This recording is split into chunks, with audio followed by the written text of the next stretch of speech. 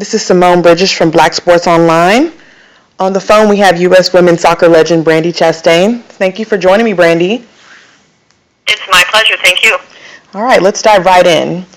So being an advocate for women's soccer, how would you say the game has changed since you were in college?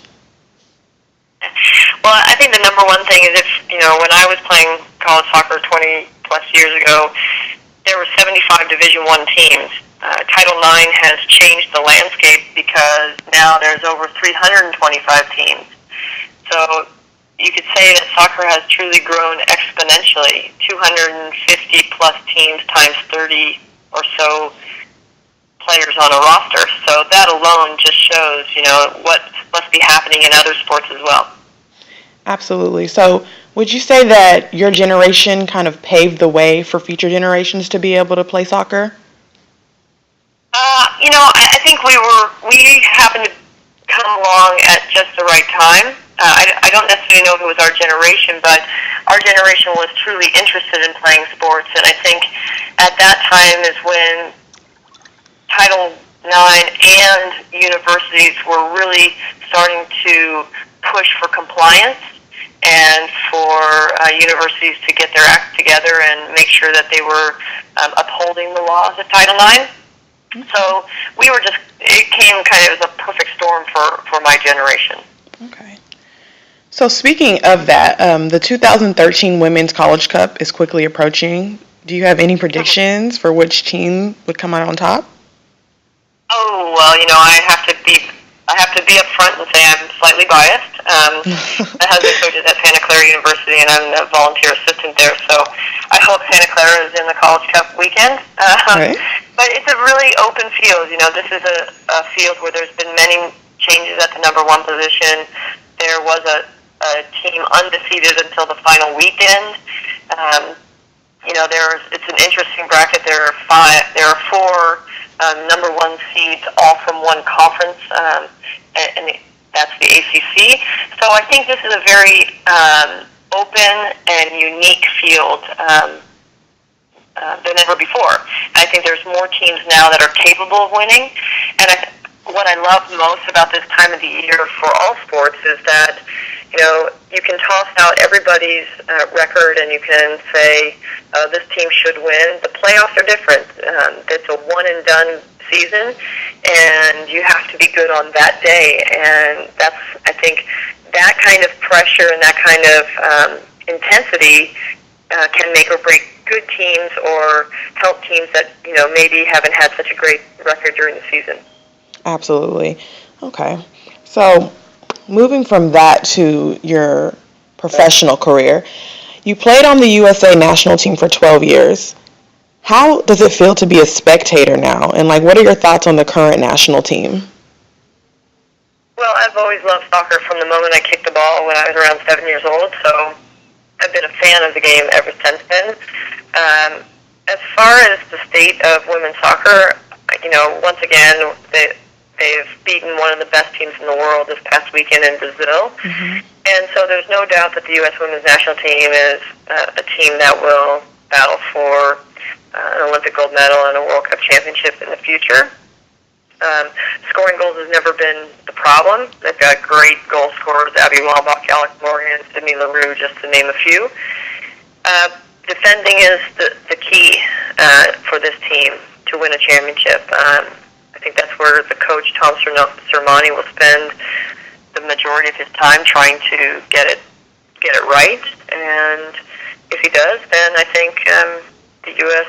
will go on to continue to win major titles. Okay. So what are your thoughts on the growth of Major League Soccer as a whole, and also the United States men's national soccer team as they prepare for the World Cup next year in Brazil? Well, I've been a season ticket holder to men's professional soccer since 1975. So I've been a season ticket holder for the Earthquakes, and so I've been a fan, and I am a fan of Major League Soccer, and I take my son just like my parents took me, and so I have a very, very soft spot in my heart for the men's game. And I think, as far as the men's national team goes, this is the deepest pool of players it's ever had. I think the biggest obstacle for Jurgen Klinsmann is to find the right 24 or 28, whatever the number is, that can win, and then putting the best 11 players on the field, because I don't know if he's had those numbers afforded him for an extended amount of time. So that's the difficulty in being in men's soccer. Okay. Okay, last question. So right now you're currently touring on behalf of the Capital One Cup. Can you tell us a little bit more about that? Oh, absolutely. This is the fourth year for the Capital One Cup. Last year's winners were UNC on the women's side and UCLA on the men's side. And what I love about the Capital One Cup and why I'm so excited about it and why I said yes initially is that it highlights both men's and women's sports equally. It allows for sports that maybe don't get the national headlines like cross country or lacrosse or soccer to contribute in a very important way to the Capital One Cup total cumulative points race. And so what you'll find is that student athletes who are working feverishly across the country on fields, on courts, on tracks, helping their team earn points. So I love that. I love competition. So I think it's a wonderful example that men's and women's sports both should have validity and a place to be recognized and honored. And then on top of that, Capital One has not only, they say that it's about the collegiate student athletes, but they put their money where their mouth is. And there's $400,000 worth of total scholarships that are earned with the two cups. So I'm proud of what Capital One is doing. I'm proud to be a representative. I love how it involves the fans. You can go to CapitalOneCup.com. You can go on Facebook.com/CapitalOneCup to follow your teams. And every point matters. Last year, UNC won the soccer women's college cup, and they also won lacrosse, and that ended up being the difference for them in the cumulative race. So it's nice to know that I think the non-major college sports really do make an impact. Okay. Well, I think we can all agree you are more than qualified to help make that decision. So, Brandi, thank you so much. Yeah, you got it. Thank you. Thank you so much for joining us. All right. Have a great day. You too.